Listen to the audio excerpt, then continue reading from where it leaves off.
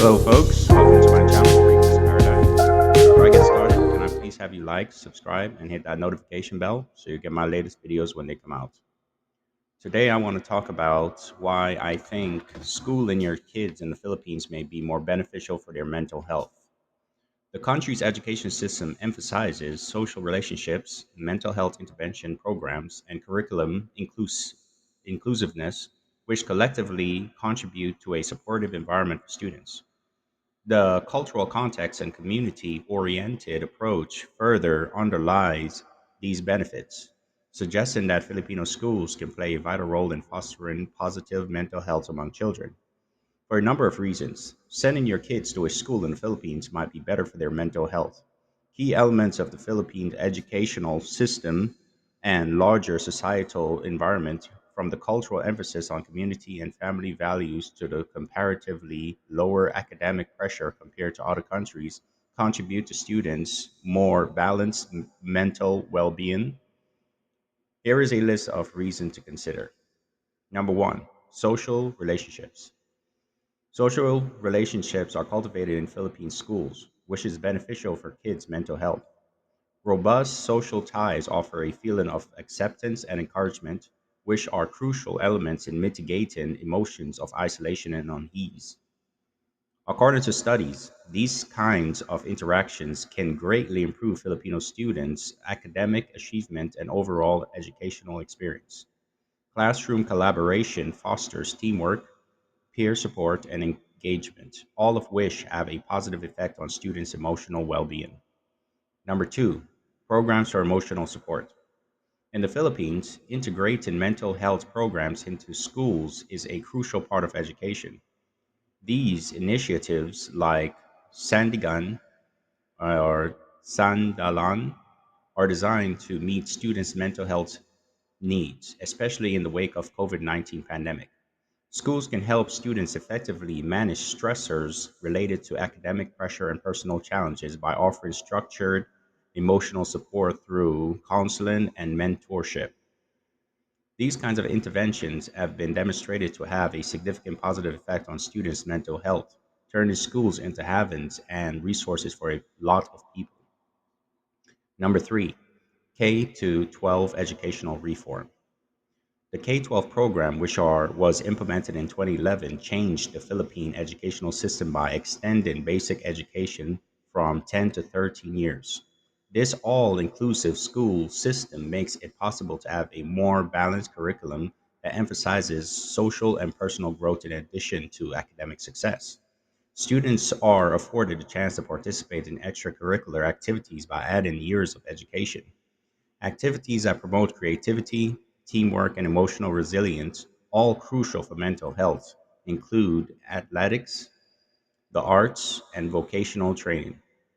Number four, cultural emphasis on community. Family and community involvement in a child's education is highly valued in Filipino culture.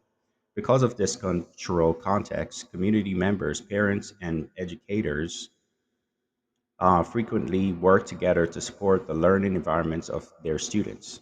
Such participation can act as a buffer against stressful situations that could be harmful to one's mental health. Research indicates that active parenting and ties to the community reduce anxiety and help kids develop positive self esteem. Number five, initiatives to raise awareness of mental health. The existing educational policies are a reflection of students' increasing awareness of mental health issues. As a result of report of serious mental health problems in children, such as elevated levels of anxiety and depression, educational authorities and health organizations are stepping up their efforts to deal with these issues in schools. The Department of Education has launched initiatives that have created frameworks to guarantee that mental health becomes an essential component of the educational process, enabling early intervention and continuous support for students who require it. Number six, interventions in schools. Student assistance for mental health issues is greatly aided by school based mental health interventions. These consist of suggested interventions for students identified as being at risk, as well as general programs that raise awareness of mental health issues. By addressing current problems as well as potential ones, this dual approach fosters a proactive mental health environment in schools. To maintain and grow the implementation of these programs in all Philippine schools, more public funding is required. Number seven, access to mental health resources. Even though these are obstacles in the Philippines' distribution of mental health resources, steps have been taken to improve access. Schools frequently serve as vital hubs for mental health services, enabling students to get the help they need. The promotion of mental health is greatly aided by the efforts of school psychologists and nurses, who offer both direct intervention when necessary and preventive education. Number eight, diverse and inclusive curriculum. Many Filipino schools have started implementing inclusive curricula that recognize students' varied needs and backgrounds.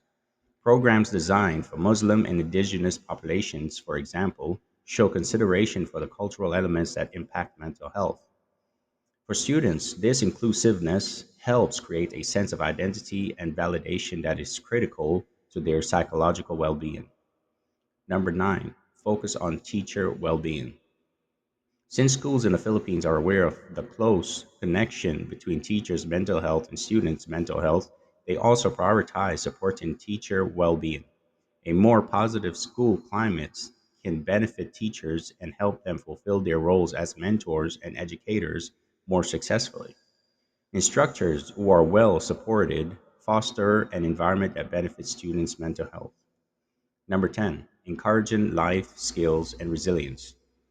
The Philippines' educational frameworks place a strong emphasis on developing students' life skills and resilience, giving them the tools they need to overcome obstacles in life. Programs that improve social skills, emotional control, and coping strategies have a direct impact on students' mental health outcomes. In order to thrive in a complex world, children need to be taught how to manage stress, solve problems, and communicate effectively. These skills also help children become more independent and emotionally strong. Number 11, reaction to worldwide difficulties. Global issues like the COVID 19 pandemic's effect on mental health have prompted schools to innovate and adapt. Numerous educational institutions reevaluated their approaches to student welfare in response to the crisis, which brought attention to the value of mental health support in learning environments. This reevaluation shows a dedication to seeing mental health as the cornerstone of academic success, making sure that students are viewed as whole people with a range of needs rather than just as learners. Number 12, community based support systems.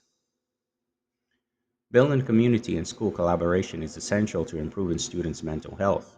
In order to establish a network of support that goes beyond the classroom, schools frequently collaborate with neighborhood associations and mental health specialists. This community based approach can help students become more resilient by acting as a safety net during trying times. Number 13, reducing stigma around mental health. Schools in the Philippines have begun to encourage conversations aimed at lessening the stigma associated with mental health problems.